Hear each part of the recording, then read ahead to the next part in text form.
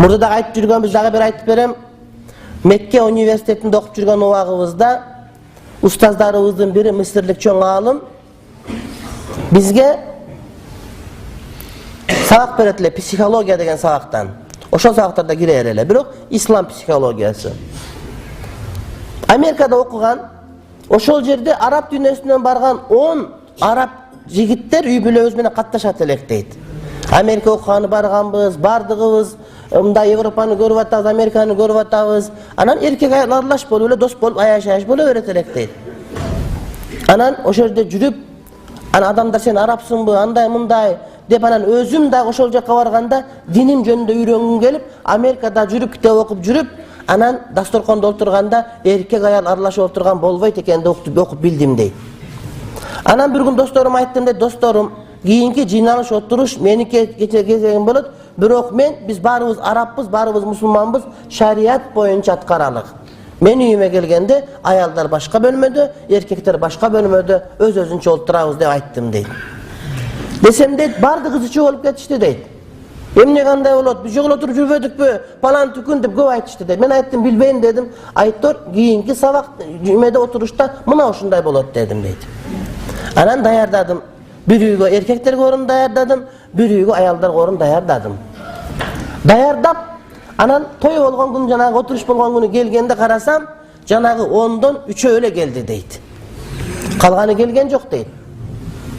Анан ошондон баштап эркек аял бөлүнүп отуруп калдык, азыркыга чейин катташабыз. Анан кийин бир жолугушумда айттым дейт, досторум, мен силер менен дос болбой калганыма ыраазымын деп айттым дейт. Анткени силер эмне үчүн дос болдуңар эле? Мага дос болдуңар беле, же аялыма дос болдуңар беле? Же башка досторум аялына дос болдуңар беле? Мени менен отурган кызык беле, же аялы менен отурган кызык беле? Эмне үчүн эркектер чогуу отурабыз десе келбейсиңер, дагы аялдар менен чогуу болсок келет элеңер силер. Демек достугуңарда бир нерсе бар экен силердин. Деп айттым дейт. Азыр деле мына ушундай. Бизде деле ушундай. Эркек аял аралаш дасторконго отурушат. Ошону бөлүп кое турган болсоң, жарымы келбей коет. Келбесе, ошол бойдон келбей койгон 1000 мертебе шүгүр, анткени ал сенин досуң эмес, сенин башка бир нерсеңе дос болгон экен ал. Шуну айтыш керек. Сен маданиятты билбейсиңби? Намаз окусаң ушундай болуп каласың, антсең мынтип каласыңар, элдер жөн эле жүрүп атпайбы? Вахаби болуп кеттиңби? Хизбут болуп кеттиңби? Сен эле ушинтип атасың да, элдер жөн эле жүрүп атпайбы? Автобус аралашып жүрөсүң, базарда аралашып жүрөсүң, үйгө келгенде аралашпай каласың дейт. Ушунча сөзүнү баары сурап, эмне кантасың десең, чогуу эле отурабыз дейт. Айтыш керек, андай аялым ажырашан сен алып ал барып. Ошо отургуң келет, эмнеге туруп атасың сен? Ошону каалап атасыңбы сен? Же мага дос болуң келип атабы сен? Илгери апенди конокко келсе, кийим эскираак экен, босогого тургузуп коюптур. Анан кыжалат болуп, айын алып, сельсоветтин чапанын сурап алып келсе, адамды төргө чыгарыптыр. Анан төргө чыгып чапанын алып шорпого салып, ич. Бу төргө мени чыгарбады, сени чыгарды, ич деп шорпого чапан этегин алат экен. Анын сыңарындай, алар сага дос эмес экен, башка нерсеге дос болгон экен. Мына ушундан билинет адамдардын достугу.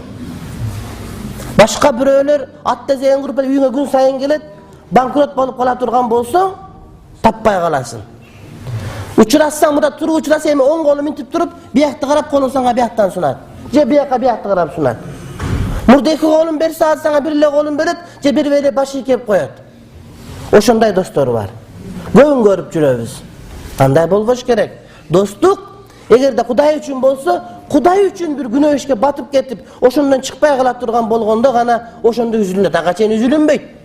Демек, урматтуу бир туугандар, кимдер менен дос болуп атабыз, ошону таразалап билишибиз керек. Аял эркектер конокко барганда бирге бир столдо отурса болобу дейт, бөлүнүп отурган жакшыраак. Анда эмне отурасыз сабакта дешим мүмкүн да. Сабактын аурасы бөлөк, жерде маселе айтылат. Отурушта аны алып коюң, жеп коюң, кана алың деп отуруп, жерде бөлөк аура болот да. Ошон үчүн көчөдө көрүп атам го, эмне болуптур, башкада жүрүп атам го деп айта берет бирөөлөрчү. Ал бөлөк ал жер. Үйдө отурганда эркектер бөлөк, аялдар бөлөк отуруш керек. Мен Эхо Монастырыга чыкчумун, билесиңер, билге телевизорго. 5 жыл чыктым. Анан элдер угуп атабы жокпу билбейм деле, анан чыкпай койдум. Пайдасы жок окшойт. Ким укпайт окшойт буну, ким угат деп. Анан шайлоо комиссиясынын төрагасы азыр Чүйдүн губернатору атасы өлүп калды, Ысык атада. Ысык атага бардым. Чыкырды Акылбек Жапар ортого түшүп, кой ушунда чоң киши экен, жаназа окуп бериңиз деп, анан эми биз молдо деген иштен түшсөк деле, молдон түшпөйбүз. Биз деген ушундай, өмүр бою молдо боло беребиз да. Муфтий болосуң, болбойсуңбу, сен молдосуң. Шундай, bizde iş мындай түшпөйт биздечи. Президенттер түшүп кетип ката токтопко биз токтобойт биздики. Кечке жаназа окуйсуң, анан өзүң окула ошо менен кетесиң, ага чейин жүрө бересиң молдо болуп. Анан бардым. Анан барсак бир үйгө киргизишти. Киргизсем бардар турат Ысык атада. Айтып калды, таксыр дейт. Биз дейт арак сатып, спирт сатып иштейт элек. Бүт Кыргызстанга кирген спирттин баарын биз алып келебиз, достор иштейбиз дейт. Анан жумасына бир жолу вечер кылабыз дейт. Эркек айыл аралашып отурабыз, анан вечер башталганда сиздин сабак башталат дейт да.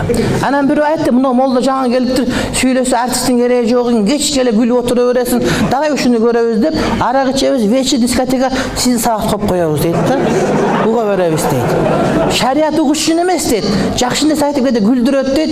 Бизде артисттер деле күлдүрө албай калды, маани жок болуп калды. Жөн эле бир нерсе туурай берет да. Анан алардан көрө сиз жакшы күлдүрөсүз дейт. Анан ушуну көрүп аттык дейт. Дагы эмне сүйлөп берет деп коркуп отурам.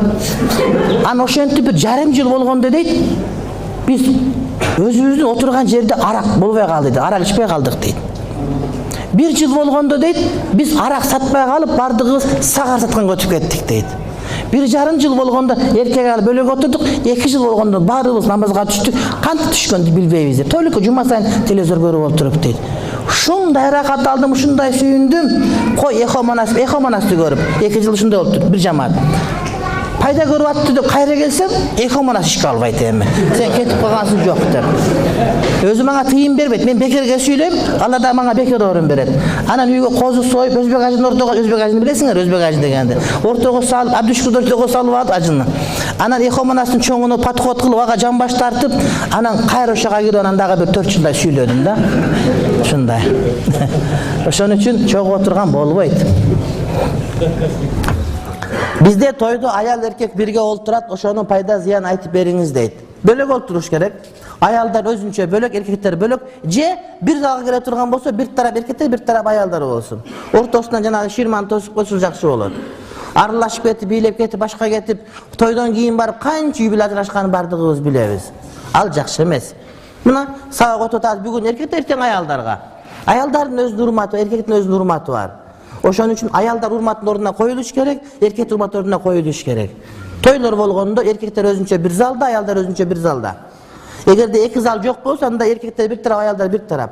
Айрыкча көбүнчө азыр Бишкекте ушундай болду, аялдар 2-чи кабат балконда, эркектер 1-чи кабатта. Той ушундай болуш керек. Аралашып болуп, анан шалакатып бийлеп башка болуп, анан үйгө барып разборка болуп, ал жакшы эмес маселе. Ал жакшы эмес маселе. Досуңдун аялыны аяш десе дүрүспү? Аяш деген сөз, ойнош деген сөз дешет, ушул сөз тартыш дейт. Билбейм. Анда аяш ата болсо, кандай ойнош ата болобу? Аяш апачы. Ойнош апабы?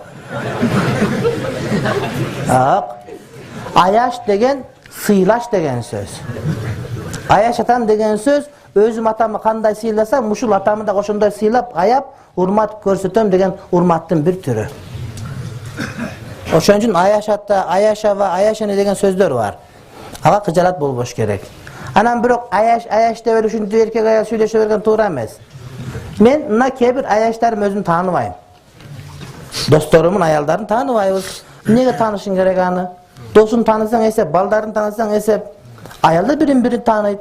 Кээ бир менин досторум аялдарын аялын тааныйт, бирок досторумун тааныбайт. Телевизордон эле көргөн болбосо. Аял бөлөк, эркек бөлөк олтуруш керек өзүнчө. Анан отуруп эле аяш деп бири менен бири сүйлөшө берген болсо, ал этеги ошол аяш бар ойнош болуп кетиши ошондой ыктымалы бар. Жанагы 20 жылдык, 10 жылдык болуп атпай мектеп бүтүрүп алып, анан келет аялы менен, күйөөсү менен, анан аяш деп олтуруп, ошондон анан бузуклар башталып кетет. Ошондон үй бүлө бузулат, ошондон талак түшөт, ошондон ажырашат. Эркек аял бөлөк болуш керек, илажы болушунча колдон келишинче. Аралашып отурган болбойт, шариятка туура келбейт. Мен ойлойм, иншалла дагы бир ушинтип бара берсек, дагы бир 15-20 жылда мектептерибиз дагы кыз балдардыкы, эркек балдардыкы бөлүнөт иншалла. Ошондо туура болот. Азыр эми туура эмес. Менин балдарым мектепте окуйт. Анан 5-класска барганда кыздарымы чыгарып алып, кыздар мектебине берем, лицейлерге. Жалаң эле кыздар окуйт а жерде, эркек балдар окубайт. Башка элем жок, эмне кылабыз? Окутпай кое албайсың. Кыздарым доктор болсо дейм, аялдардын доктору болсо дейм. Ошол мусулман аялдар барганда эркектерге көрүнбөсүн, аял кишилерге көрүнсө дейм. Бир үммөткө жардам тийсе дейм. Жок, кыздар окуш керек. Кыздарды окутпай 5-класстан баштап эрге берип, кызың эртең тууса бир доктордун колуна барат, кимге барат? Ошо мусулман докторго барсың, ошон үчүн окутуш керек кыздарды дагы. Балдарды да окутуш керек. Бирөөгө мен милиция болуп иштеп атам. Астагфирулла, мен милиция болбойм. А эмне арам болбосо болбойт экен. Мен айттым, сен кетип калсаң, сенин ордуң бош калабы? Эч бош калбайт, башка бирөө келет. Сен ошол арам азайт кичине, пайда болсун элге. Кана ошонун министри болсоң, сен эртең милициянын барып, 100 жылдан кийин, 20 жылдан кийин, жакшы болбойбу? А бир докторго операцияга жатсаң, уктап атканда, бемарал жатсаң жакшы операция кылат деп. Шустерак бирөө болсо, жүрөгүң алып бирөөгө сатып, анын жүрөгүн саңа салып койгонду эмне кыласың? Ушундай докторлор бар да, коркосун. Аппаратурасы кымбат, билесиңер. Мен ушунда ойлой берем кээде. Машинаңа апарып устага берсең, биягын оңдойт, башкасын алмаштырып деле койгон болушу мүмкүн уста мисалы үчүн. Тис салдырсаң, алтын тис салдырсаң, алтын калып кал, башка бир нерсе салып деле коюшу мүмкүн кээ бирлер. Ошол саат жатсаң операцияда, жүрөгүң операция кылып атат, секин өпкөңө чыдап туруп, өпкөңдү кесип башка өпкө коюп туруп, анан коюп койсоң эмне кыласың? Ыктымал бар да. А мусулман болсо ишенсең, көңүл ток болот. Ошон үчүн мен кыздардын доктору болсо дейм. Кыздарды караса дейм, аялдарды караса дейм. Бири балдардын доктору, бири аялдардын доктору, эки кызым бар деп ойлойм өзүмчө. Бул жакшы маселе.